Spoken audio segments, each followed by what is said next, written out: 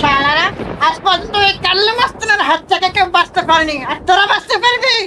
এ ছেলে, তুমি দেখে চলতে পারো না? তুমি অন্ধ নাকি? হুজুর, আর একটা কথা বলবি তো তোর জিভটা টেনে ছেড়ে ফেলবো।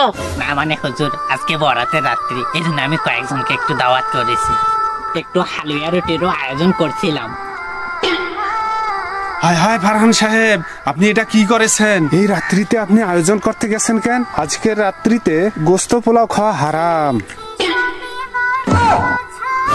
এই ভিডিওটি শুধুমাত্র বিনোদনের জন্য তৈরি, কোনো ধরনের আসক্তি কিংবা ক্ষতিকর কার্যক্রমকে সমর্থন করে না। দোস্ত, কি অবস্থা? সামনে তো 14 ফেব্রুয়ারি আসতেছে, জিএফকে নিয়ে কই ঘুরতে যাবি? যাওয়ার সময় বলিস, একসাথে যাবো। আচ্ছা ঠিক আছে, বলবনি। আচ্ছা ঠিক আছে দোস্ত, মনে থাকে যেন। ঠিক আছে। আচ্ছা।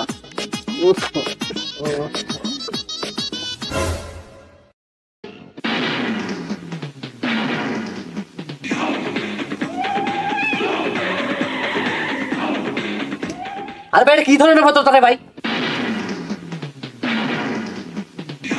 আরে ভাই, আপনি কি শুরু করছেন? ওইদিকে সরে গিয়ে তো টানলে হয়। আর তাছাড়া আমরা তো আপনার মতো অভদ্র না। এখানে আপনি সিগারেট খাবেন, আপনার সিগারেটের ধোঁয়া সবাই সহ্য করবে? আরে ভাই, এভাবে কি দেখতেছেন? আমাকে মানে খেয়ে ফেলবেন? যান যান, ওইদিকে যান, ওইদিকে গিয়ে সিগারেট টানেন। ওইদিকে যাবে মানে? আমি কি তোর টাকায় সিগারেট খাই নাকি? তোর কথা আমাকে শুনতে হবে? তোর যদি সাহায্য না হয় তুই ওইদিকে যা।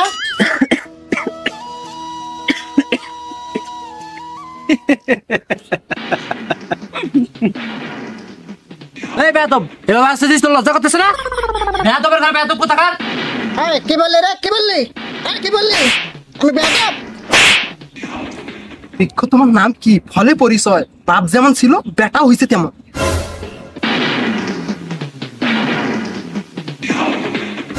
এই কি বললি রে? বল একবার বল, কি বললি বল? না না ভাই, কিছু না, কিছু না, কিছু বলি ভাই। কিছু বলিস না মানে? এই কি বলছিস বল? এই কি বলছিস? এই, এই।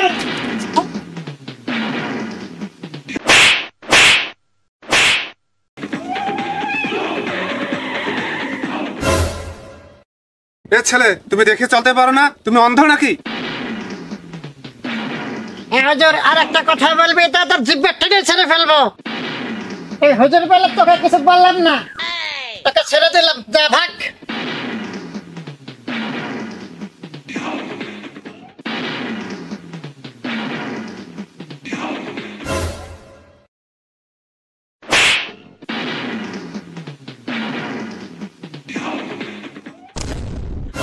ভাত খাবি না মানে? ভাত না খেয়ে কি সারাদিন বাজে ছেলেদের সাথে ঘুরবি নাকি? বাবা, তুমি ওর দোষ দিচ্ছ কেন? ভাত খাবো না বলছি, খাবো না, খাবো না। বিশেষ করে আজকে আমি প্রতিজ্ঞা করছি, ভাত খাবো না, খাবো না, খাবো না। প্রতিজ্ঞা করছিস মানে? তোর আবার কিসের প্রতিজ্ঞা? হ্যাঁ হ্যাঁ, আজকে আমার প্রতিজ্ঞা আছে। তাহলে শোনো, আমি বলতেছি, তোমরা আমার সাথে সাথে বলো। আউযু বিল্লাহি মিনাশ শাইতানির রাজিম। আউযু বিল্লাহি মিনাশ শাইতানির রাজিম। বিসমিল্লাহির রহমানির রহিম। বিসমিল্লাহির রহমানির রহিম। আলহামদুলিল্লাহি রাব্বিল আলামিন। আলহামদুলিল্লাহি রাব্বিল আলামিন। আর রহমানির রহিম। আর রহমানির রহিম। মালিকি ইয়াউমিদ্দিন। মালিক ইয়াউমিদ্দিন। আচ্ছা বাবার, আজকে আজ পর্যন্ত যেটুকু তোমাদেরকে আমি শিখাইলাম, বাসায় গিয়ে এইটুকু তোমরা ভালো করে মস্ক করবা, কেমন? ঠিক আছে হুজুর। আর মাত্র 1 সপ্তাহ সময় আছে, অর্থাৎ শুক্রবার দিবাগত রাত্রিতে শবে বরাত। যেহেতু আগামী শুক্রবার শবে বরাত, এখন থেকে প্রস্তুতি নিয়ে আমাদেরকে 5 ওয়াক্ত নামাজ পড়তে হবে এবং শবে বরাত রাত্রিতে বেশি থেকে বেশি ইবাদত করতে হবে। আচ্ছা হুজুর, শবে বরাত রাত মানে কি? বাবা, শবে বরাত অর্থাৎ শব অর্থ হচ্ছে রাত, বরাত অর্থ হচ্ছে মুক্তি, অর্থাৎ মুক্তির রাত। এই রাত্রিতে আল্লাহ তাআলার কাছে আমরা যা চাইবো, আল্লাহ তাআলা তাই আমাদেরকে দেবেন। এই রাত্রিতে আল্লাহ তাআলা তার বান্দাদেরকে রিজিক বন্টন করে দেন। আচ্ছা হুজুর, রিজিক মানে কি? রিজিক মানে তোমরা তো ছোট মানুষ, বুঝবা না, তারপরেও ছোট্ট একটা উদাহরণ দিয়ে তোমাদেরকে বোঝাচ্ছি। মনে করো তোমরা এখান থেকে বাসায় চলে গেলে, বাসায় যাওয়ার পরে তোমাদের বাবা মা তোমাদেরকে ভাত খাওয়ার জন্য বলতেছে। তোমরা মনে মনে ভাবতেছো, আজকে আমি বাসায় গিয়ে ভাত খাবো না, খাবোই না। কিন্তু বাবারা আল্লাহ তাআলা যদি তোমার রিজিকে ওই ভাত লিখেই রাখে, তুমি যতই মনে মনে ভাবো না কেন এই ভাত আমি খাবো না, এখন তোমার ভাগ্যে সেটা যদি জুতার পিটুনিও লেখা থাকে, তবুও ওই ভাত তোমার পেটে যাবেই। রিজিক এমন একটা জিনিস আল্লাহ তাআলা যার ভাগ্যে লিখে রাখে, সেটা যেভাবেই থাকুক না কেন আল্লাহ তাআলা তাকেই সেটা দিয়ে দেবেন। সত্যি কি আল্লাহ তাআলা আমাদের ভাগ্যে রিজেক লিখে থাকেন? যদি তাই হয়ে থাকে তাহলে আজকে আমি বাসায় গিয়ে ভাত খাবো না, দেখি আল্লাহ তাআলা কিভাবে আমাকে খাওয়ায়। হুজুর, আজকে তো সেই দিন, আপনার কথা কতটুকু সত্যি আজকে প্রমাণ হবে। আজকে আমি ভাত খাবো না, খাবোই না। কিরে মনে মনে কি ভাবতেছিস? তুই কি ভাত খাবি না? বলছি না ভাত খাবো না, খাবো না, খাবোই না। ভাত খাবি না মানে ধরিস তোরে। এই শোন শোন,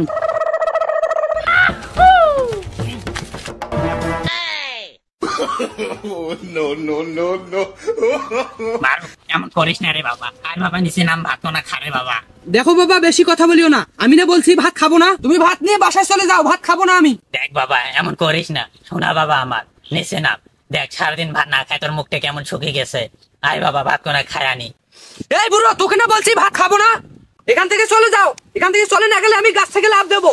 দিলাম, দিলাম, কিন্তু দিলাম না বাবা না, এরকম করিস না। আমি চলে যাচ্ছি বাবা, আমি চলে যাচ্ছি, আমি চলে যাচ্ছি বাবা। এই যে ভাত আর পানি নিচে রাখলাম, তো যখন মন চায় নিচে নামি খাস।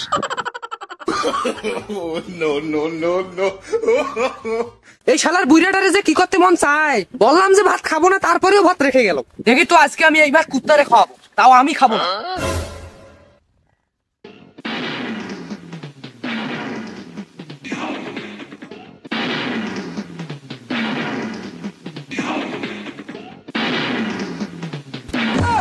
ওরে বাবারে, আমি আগে পালাই।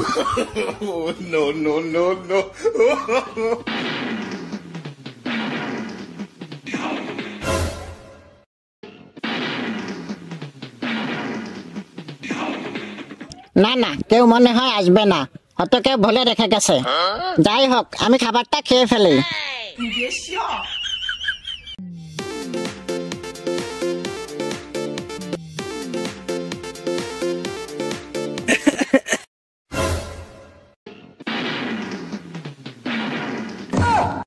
সর্বনাশ, উপরে আবার ডেকে নাকি এই খাবার ওই ছেলেটা রাখছে।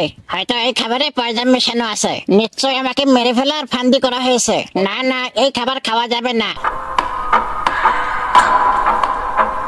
উপরে কি করিস রে? নিচে নাম বলছি, নিচে নাম। না না, আমি নামবো না। নিচে আসবি না, নাহলে কিন্তু আমি গাছে উঠবো।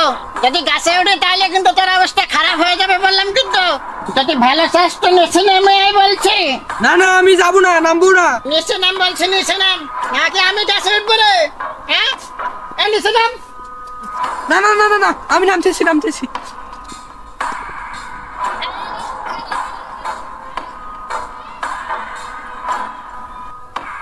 ওরে বাবা, বাঁচাও রে, মরে বা। ওরে বাবা, বাঁচাও, বাঁচাও। তোর এত বড় সাহস, তুই আমাকে মারতে চাস? আজ তোর ভাত আমি তোকে খাওয়াবো।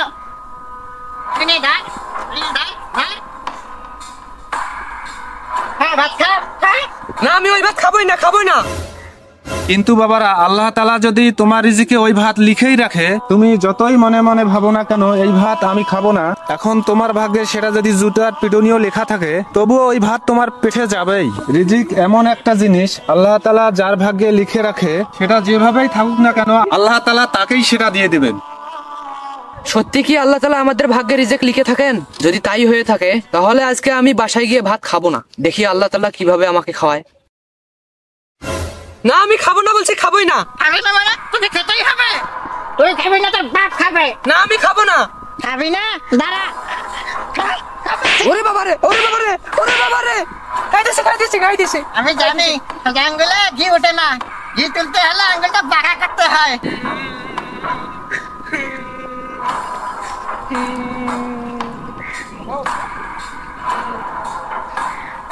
হুজুর ঠিক কথা বলছিল, আল্লাহ তাআলা যদি রিজেক রাখে তাহলে যেভাবেই হোক এটা আমার ভাগ্যে থাকবে। তাতে যদি জুতার পিটুনিও খেতে হয়, শেষে হুজুরের কথাটাই সত্যি হলো।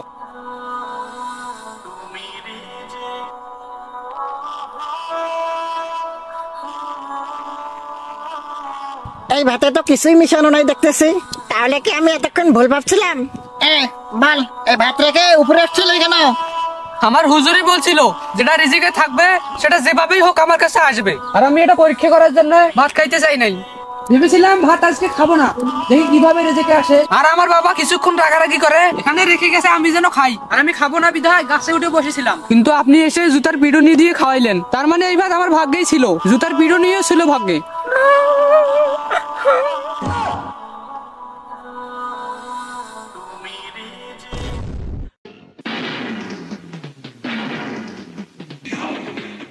না না, আমি এসব কি করতেছি? আজ এখানে কাল ওখানে মানুষকে পিটাচ্ছি, ছিনতাই করতেছি, মারামারি কাটাকাটি করতেছি। এসব কেন করতেছি? যে আল্লাহ তাআলা এতটুকু বাচ্চাকে খাওয়াইতে পারেন, সে আল্লাহ তাআলা তো আমাকেও দুনিয়াতে পাঠিয়েছেন, তাহলে আমাকেও তো তিনি খাওয়াবেন। তাহলে আমি এমন কেন করতেছি?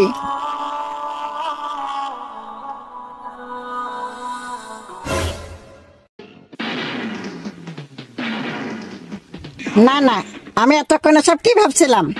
আমি কেন এসব ভাবতেছি?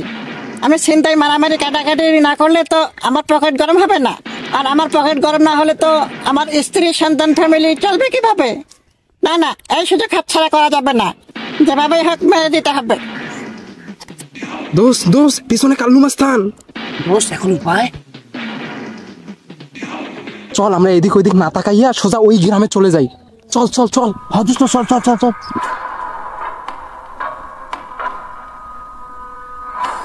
আমি যে ওদের পিছনে আছি, ওরা কি বুঝতে পারলো নাকি?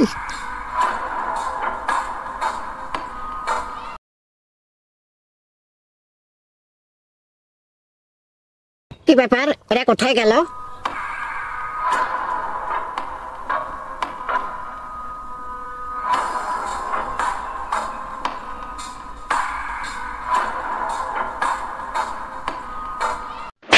শালারা, আজ পর্যন্ত এই কাল্লু মাস্তানের হাত থেকে কেউ বাঁচতে পারেনি, আর তোরা বাঁচতে পারবি?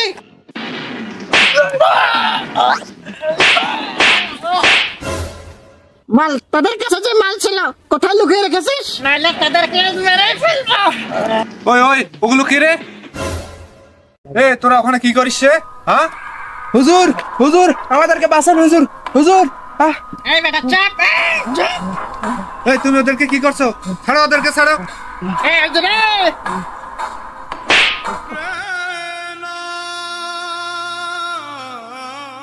এই হুজুর, তুই বারবার আমার কাছে বাধা দিচ্ছিস, আজ তোকে আমি খেয়ে ফেলবো। হে বাবা, তুমি এটা কি করলে? আমার ঠোঁট দিয়ে রক্ত বের হচ্ছে। আমি তো যাচ্ছি মসজিদে নামাজ পড়ানোর জন্য, তুমি আমার উযুটা নষ্ট করে দিলে। তুমি এটা কি করলে বাজান? তুমি কি মুসলিম নও? তুমি কি আল্লাহর বান্দা নও? তোমার দিলে কি আল্লাহ তাআলার ভয় নেই? তুমি কেন মানুষের এত ক্ষতি করে বেড়াও বাবা? তুমি কি জানো কাল কঠিন হাসরের ময়দানের দিনে আল্লাহ তাআলার সামনে তোমাকে প্রশ্নের সম্মুখীন হতে হবে? তখন তুমি কি করবে? কোথায় পালাবে? আজ তুমি অন্যায় করে যাদের জন্য খাবার নিয়ে যাচ্ছ, কথাটা মনে রাখবে, তারাই তোমাকে কাল কিয়ামতের মাঠে চিনবে না। তখন তুমি কি করবে বাবা? দুপুরের সময় পার হয়ে যাচ্ছে, ফিরে এসো তোমরা এই অন্ধকার পথ থেকে, ফিরে এসো আল্লাহ তাআলার কাছে, ক্ষমা চাও আল্লাহ তাআলার কাছে, হয়তো তোমাকে আল্লাহ তাআলা মাফ করে দিবেন। আমি কি আসলেই ভুল করতেছি? আমি কেন এমন করতেছি? আমি কেন মানুষের এত ক্ষতি করতেছি? আর হুজুরকেই কেন বা আমি বারবার অপমান করতেছি? না না, আমি মনে হয় কাজটা ঠিক করিনি। হুজুর ঠিক কথাই বলেছেন। না, আমার জীবনকে পাল্টাতে হবে। আমি আজই যাব হুজুরের সাথে দেখা করতে, আজই যাব।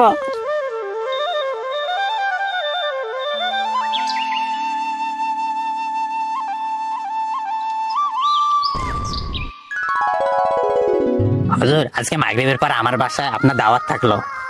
কিসের দাওয়াত ফারহান সাহেব? না মানে হুজুর, আজকে বরাতের রাত্রি, এই জন্য আমি কয়েকজনকে একটু দাওয়াত করেছি। একটু হালুয়া রুটিরও আয়োজন করছিলাম, গোস্ত পোলাও পাক করেছি। হায় হায় ফারহান সাহেব, আপনি এটা কি করেছেন? এই রাত্রিতে আপনি আয়োজন করতে গেছেন কেন? আর তাছাড়া কোনো ওলামায়ে কেরাম বলেন আজকের রাত্রিতে গোস্ত পোলাও খাওয়া হারাম। আপনি এসব কি বলছেন? গোস্ত খাওয়া হারাম মানে? আমাদের বাসায় তো আম্মা গোস্ত পোলাও পাক করছে। না না হুজুর, আপনার এই কথা আমরা মানতে পারলাম না। গোস্ত পোলাও আর হালুয়া রুটি খাওয়া যদি হারাম হয়, তাহলে আমরা কি এতদিন হারাম কাজ করে এসেছি? আরে ফারহান সাহেব, আমার উপর আপনি রেগে যাচ্ছেন কেন? আগে আমার কথাগুলো আপনি শোনেন। হ্যাঁ হুজুর, বলেন, আমরা শুনতেছি। আচ্ছা ফারহান সাহেব, আজকের রাত্রের নাম কি? কেন হুজুর, সবে বরাতের রাত। হ্যাঁ, শবে বরাতের রাত। সব অর্থ হচ্ছে রাত, বরাত অর্থ হচ্ছে মুক্তি। এ দুটো একসঙ্গে করলে কি হয়? কেন হুজুর, মুক্তির রাত্রি। হ্যাঁ, আপনি ঠিক বলেছেন। আজকের রাত্রির নামটা তাহলে কি? হুজুর আজকের রাত্রির নাম হচ্ছে মুক্তির রাত্রি।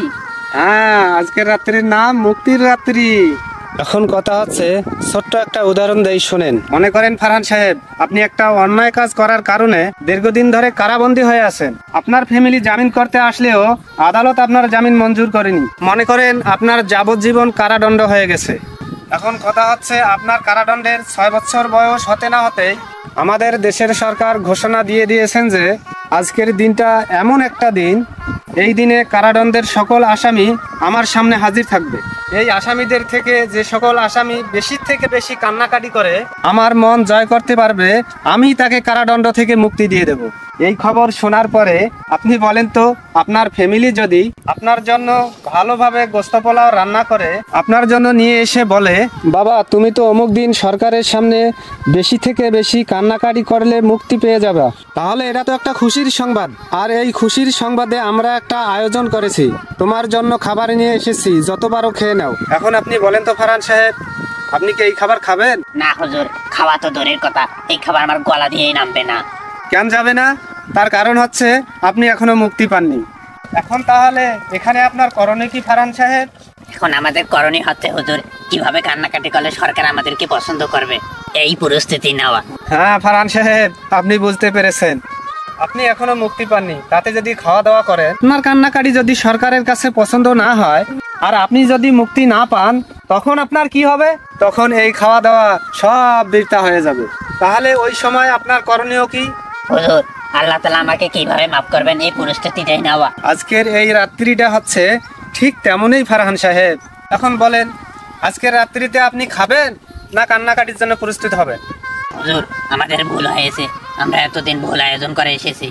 আমরা তাহলে আজকে খাবার আয়োজন বাদ দিয়ে আল্লাহ তাআলার কাছে কিভাবে মুক্তি পাওয়া যাবে, এই পরিস্থিতিটাই নিব। হ্যাঁ ফারহান সাহেব, আপনি বুঝতে পেরেছেন, আমাদেরকে এই পরিস্থিতি নিতে হবে। তবে হ্যাঁ, এই রাত্রিতে ইবাদত বন্দী করতে গেলে শরীরের মধ্যে একটু অলসতা আসে, কারণ আমরা মাছে ভাতে বাঙালি, ভাত আমাদের অলসতা টেনে আনে। সেই ক্ষেত্রে আমাদের অলসতা যাতে না আসে, এজন্য আমরা একটু সিম্পল হালুয়া রুটির ব্যবস্থা করতে পারি।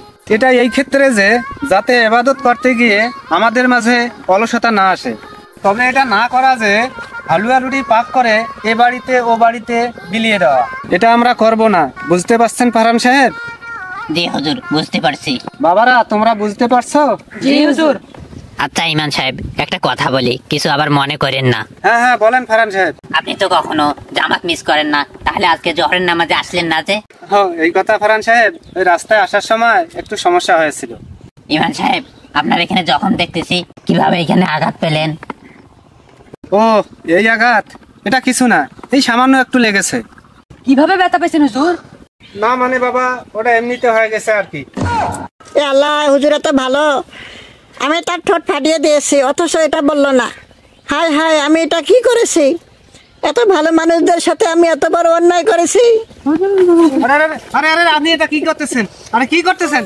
হুজুর আমাকে মাফ করে দেবেন হুজুর, আমি অনেক বড় ভুল করে ফেলেছি হুজুর, আমাকে মাফ করে দেবেন। আরে বাবা ওঠো ওঠো, কি হয়েছে? ওঠো দেখি, ওঠো। আমি আপনার সাথে অনেক বড় বেয়াদবি করে ফেলেছি হুজুর, আমাকে মাফ করে দিবেন। মাপ? আরে বাবা কিসের মাপ? মাপ তো চাইতে হয় আল্লাহ তাআলার কাছে, মাফ করনেওয়ালা তো হচ্ছে আল্লাহ তাআলা। আমি আপনার সাথে যত বড় বেয়াদবি করছি, এটা মাফ পাওয়ার যোগ্য না হুজুর। আপনি যদি মাফ না করেন তাহলে আল্লাহ তাআলা মাফ করবে না। আরে বাবা, তুমি আমাকে যখন ঘুষি মেরেছো, আমি তো তখনই তোমাকে মাফ করে দিয়েছি, আর আল্লাহ তাআলার কাছে দোয়া করেছি আল্লাহ তাআলা কখন তোমাকে ফিরিয়ে নিয়ে আসে। আজ আমার মনে হচ্ছে তোমার ফিরে আসার দিন এসেছে। আল্লাহ তাআলা হয়তো তোমাকে হেদায়েত দান করেছেন, এই জন্য তুমি ফিরে এসেছো।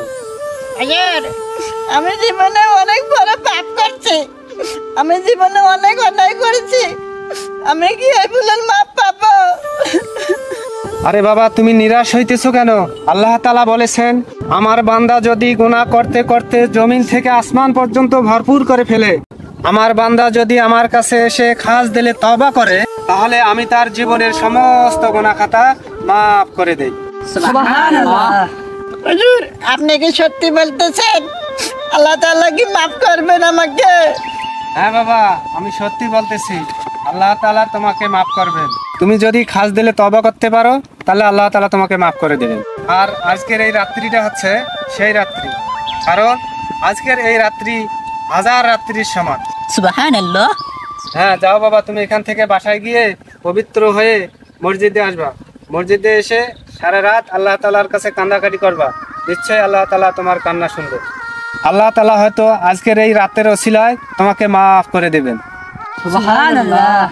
তাহলে হুজুর আমরা এখানে দেরি না করে আমাদের যার যে হাজত আছে আমরা বাসায় গিয়ে সেগুলো ছেড়ে তাড়াতাড়ি মসজিদ যাই। হ্যাঁ বাবা, চলো আমরা যার যার বাসায় শেষে চলে যাই। চলো।